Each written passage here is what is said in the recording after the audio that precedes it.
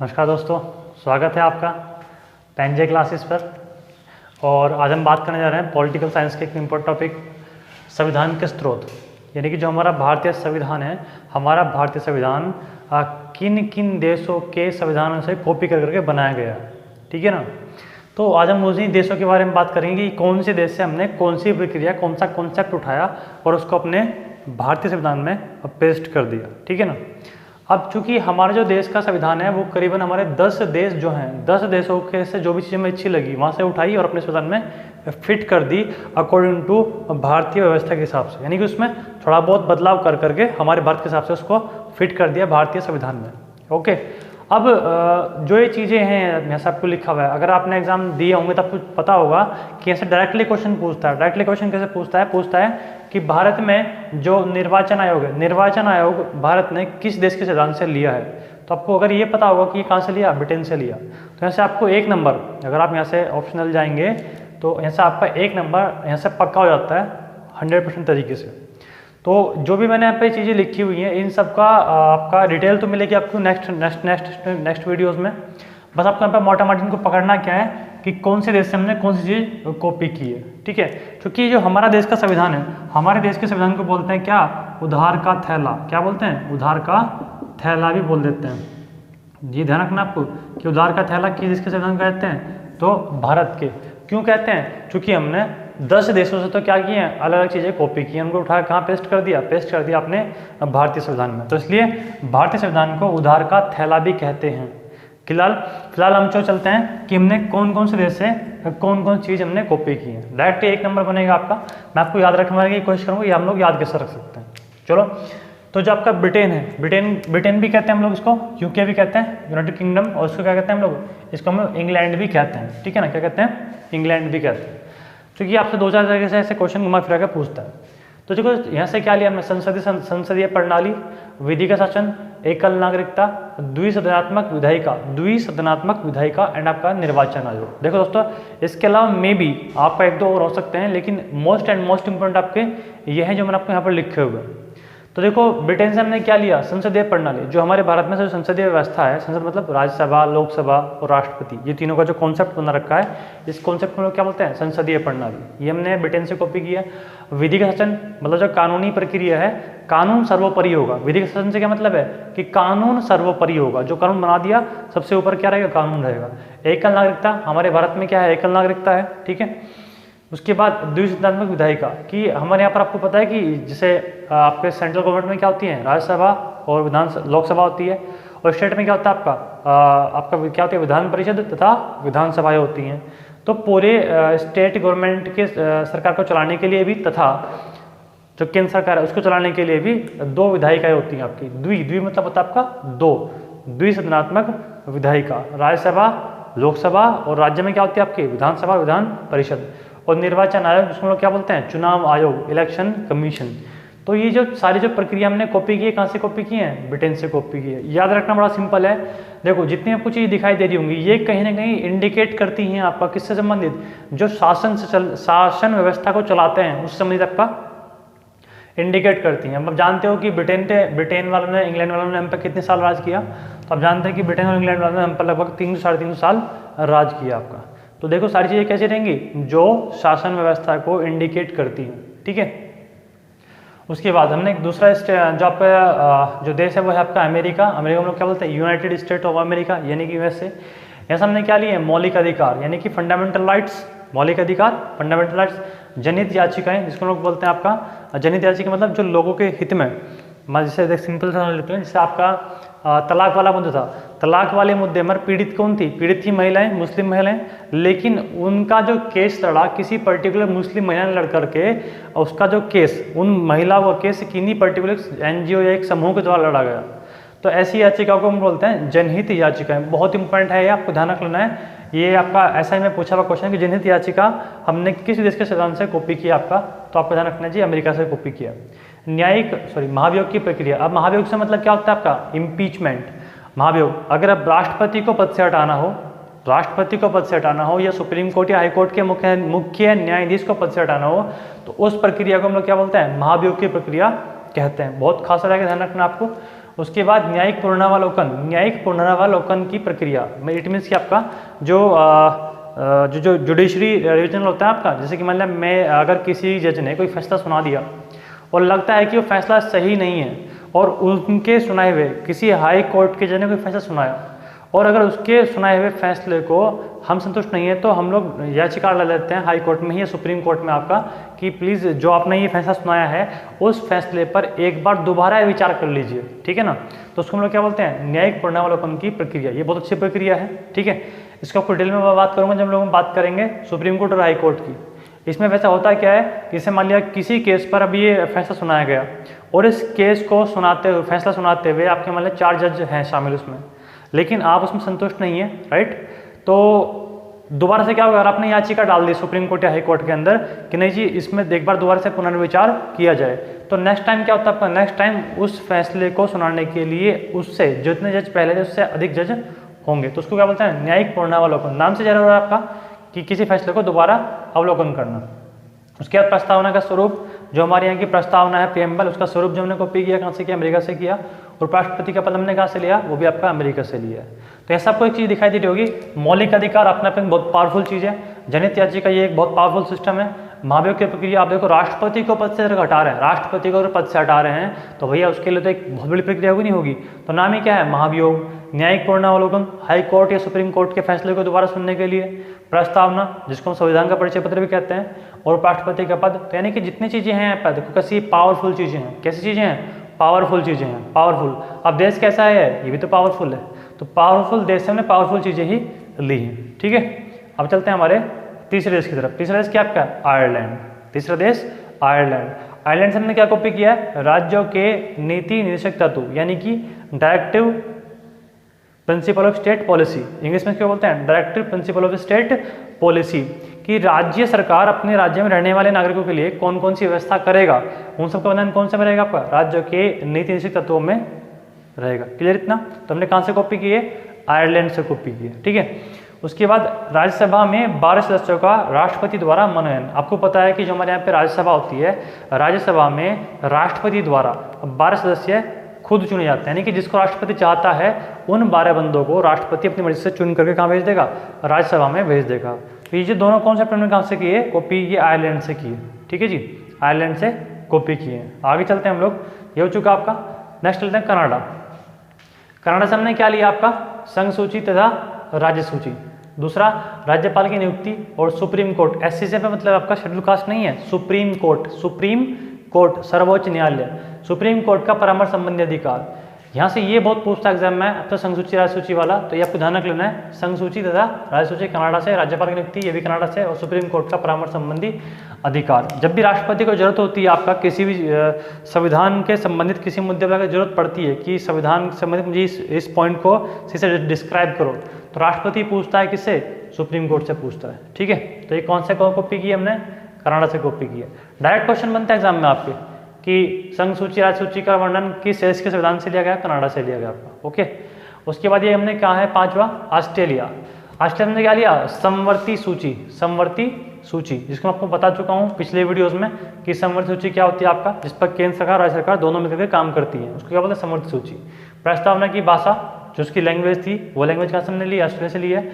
और संयुक्त अधिवेशन, ये बहुत खास है आपका, इसको हम बोलते हैं जॉइंट सिटिंग।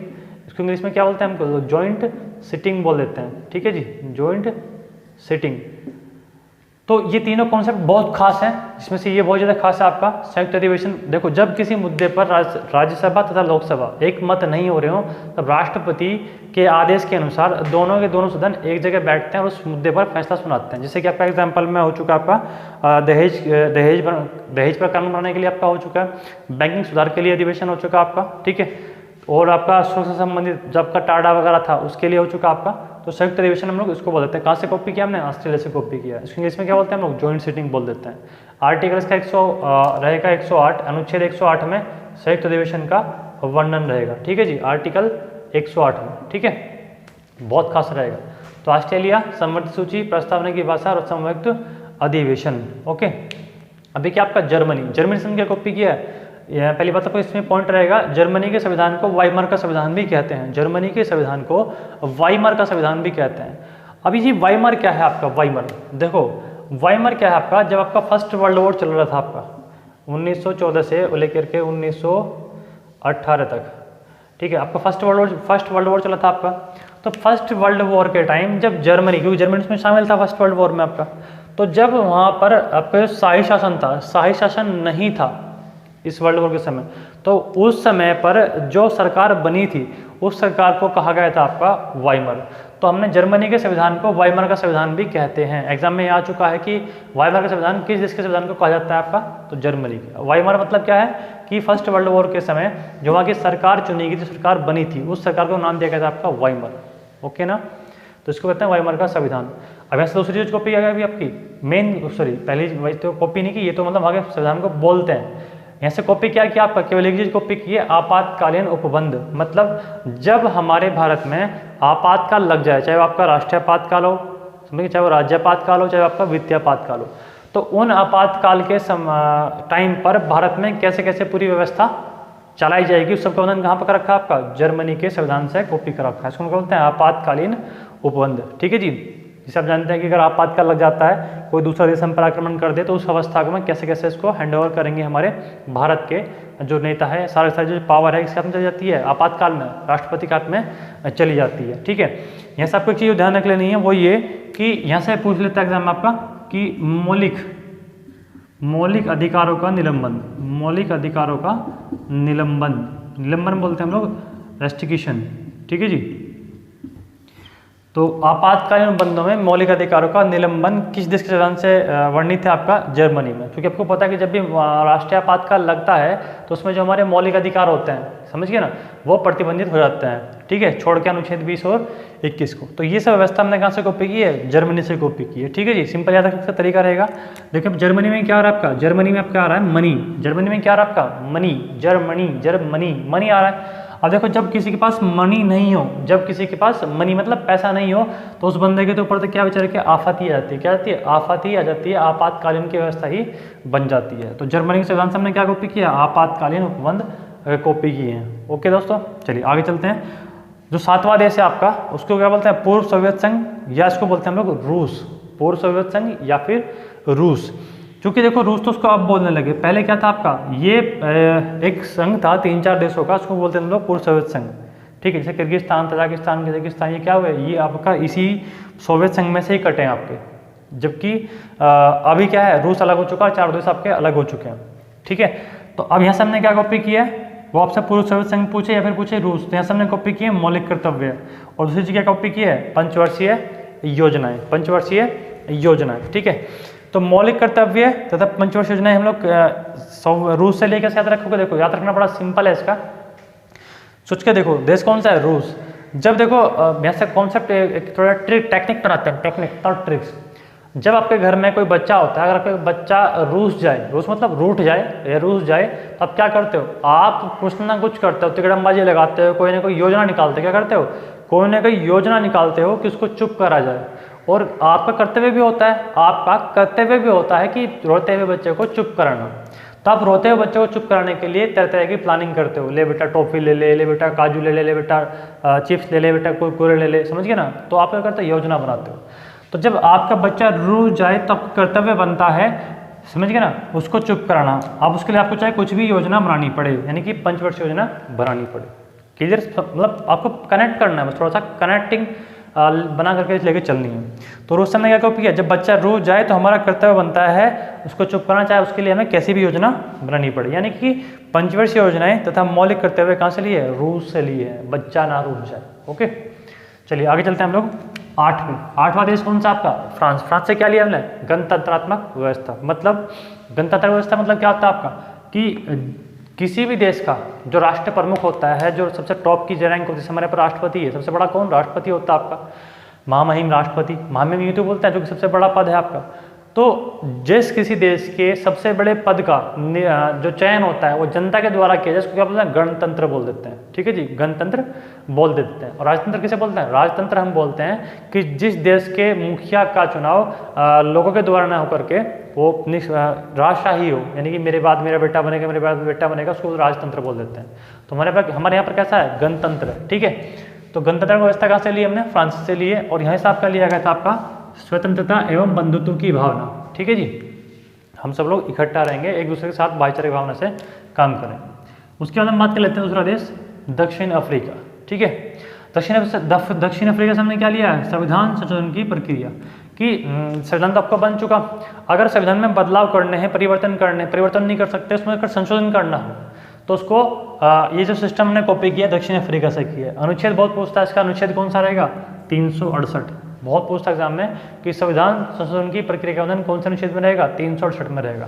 देखिए कुछ अनुच्छेद मैंने आपको यहाँ पे इसलिए बता रहा हूँ ताकि ये बहुत पूछ जाते हैं, और जब आपको मैं आगे पढ़ाऊंगा तो आपको मैं कंटिन्यू ये अनुच्छेद भी याद करा दूंगा ताकि आपको जितनी बार आपके सामने रिपीट होंगे आपको अच्छी तरह से याद हो जाए। तो साउथ अफ्रीका से हमने क्या चीज़ कॉपी की है, संविधान संशोधन की प्रक्रिया कॉपी की है। एक ही चीज़ लिए वैसे ज़्यादा इसमें टिपिकल भी कुछ नहीं है।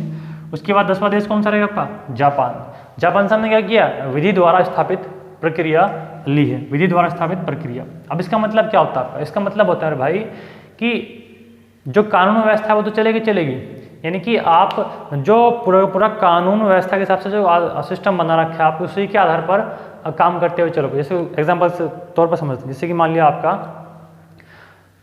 आपको पता है कि अगर किसी का मर्डर हो जाए तो उसके लिए क्या होती है, गिरफ्तारी होती है, लेकिन गिरफ्तारी भी सही तरीके से होनी चाहिए, यानी कि जो विधि द्वारा, यानी कि जो प्रक्रिया बोल रखी है वही होनी चाहिए। नहीं होता कि भाई अगर किसी ने किसी की हत्या कर दी तो उस बंदे को डायरेक्ट फांसी पर चढ़ा दिया, नहीं, उसके लिए क्या होता है, पहले उसके आरोप सिद्ध होते हैं, उसके बाद क्या होता है आपका, उसको पकड़ाता है, अरेस्ट किया जाता है, उसको फिर अदालत ले जाता है, अदालत ले जाने के बाद फिर जज उस पर फैसला सुनाता है कि ये दोषी है या निर्दोष है, फिर उसको जज ही क्या सुनाता है, फैसला सुनाता है, और उसको सुनाएगा फांसी होगी या उम्र क्या होगी वगैरह वगैरह। ठीक है, सिस्टमेटिक तरीके से विधि द्वारा जो स्थापित प्रक्रिया है उसी के तहत वो सारा काम करेगा आपका। तो ये कहाँ से लिया हमने, जापान से लिया, यानी सिस्टमेटिक तरीके से काम करना, सिस्टमेटिक तरीके से काम करना। और आप जानते ही हैं जो जापान के लोग होते हैं, जापान के लोग कितने सिस्टमेटिक तरीके से काम करते हैं, वहाँ पर हर एक चीज़ अकॉर्डिंग टू टाइमिंग होती है, अकॉर्डिंग टू प्लानिंग होती है, अकॉर्डिंग टू सिस्टम होती है आपका। तो हमने ऐसी चीज़ वहाँ से कॉपी की है, विधि द्वारा स्थापित प्रक्रिया। ठीक है जी, ये दोनों चीज़ बहुत कन्फ्यूज करेगी आपको कि विधि द्वारा स्थापित प्रक्रिया का मतलब कि कानून के द्वारा बनाए गए जो नियम है उन्हीं को फॉलो करते हुए पूरा सिस्टम बनाया जाएगा। और विधि के शासन से मतलब क्या होता है यहाँ पर, इसका मतलब होता है आपका कि कानून सर्वोपरि है, समझ गए ना, विधि मतलब होता है कानून सर्वोपरि है। तो ये आपके हो चुके 10 देश, ये 10 देश जहाँ से हमने क्या कॉपी किए हैं, ये अलग अलग चीज़ें कॉपी की हैं। डायरेक्टली क्वेश्चन पूछ लेते हैं आपसे यहाँ से कि समवर्ती सूची किस देश के संविधान से अवतरित है, तो कहाँ से ही आपका ऑस्ट्रेलिया से रहेगा। ओके, तो ये हो चुके आपके 10 के 10 देश। अब क्या इसके अलावा भी हमारे देश में जो संविधान बनाया था, क्या इसके अलावा भी कुछ और चीज़ें कहीं से ली गई हैं, तो आपको बता दूं मैं, ये तो होगी आपके 30% हिस्से में। अब ऐसा आपको नोट में लिखना है, बहुत इंपॉर्टेंट पॉइंट आपका, कि संविधान का सबसे बड़ा स्रोत, संविधान का सबसे बड़ा स्रोत क्या है आपका, भारत सरकार अधिनियम 1935, भारत सरकार अधिनियम 1935। ये जो भारत सरकार अधिनियम 1935 है, ये सबसे बड़ा स्रोत है। लगभग इसी अधिनियम में से जो हमारे वर्तमान संविधान में जो बातें लिखी हुई हैं, इसी अधिनियम में से जो 1935 में बना था आपका, तकरीबन 70% जो नियम कायदे कानून है वो यहीं से लिए रखे यहाँ पे। तो भारतीय संविधान का सबसे बड़ा जो स्रोत है वो क्या है आपका, भारत सरकार अधिनियम 1935। और भारत सरकार अधिनियम 1935 किसने कहाँ से लिया गया था, तो आपको बता दूं मैं, ये जो भारत सरकार अधिनियम 1935 है, ये आपका साइमन कमीशन, ठीक है जी, नेहरू रिपोर्ट, गोलमेज सम्मेलन, क्रिप्स के बाद में आया, तो इन सब की आधार पर ये अधिनियम बनाया गया था। तो जो आपकी बातें भारत सरकार अधिनियम 1935 में लिखी हुई हैं, उसी में 70% बातें आपकी वर्तमान संविधान में अवतरित हैं आपका, यानी कि उसी में लिखा हुआ है। तो कह सकते हैं आपका कि जो हमारा भारत का जो संविधान है वो टोटली एक तो कॉपी है, दूसरा आपका ये क्या आपका उधार का थैला भी भारतीय संविधान को हम लोग कहते हैं। तो ये था आपके संविधान के स्रोत। तो ये सारे पॉइंट्स आपको बहुत खास हैं, और आपको यहाँ से अगर आप एग्जाम में छोटे या बड़े एग्जाम में बैठोगे तो आपको पता होगा कि यहाँ पर एक ना एक नंबर आपको मिल ही जाता है।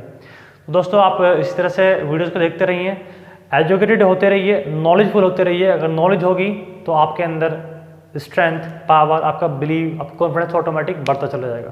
ठीक है दोस्तों, आप इस तरह से हंसते रहिए, मुस्कुराते रहिए। Keep signing, keep learning and keep smiling. नमस्कार।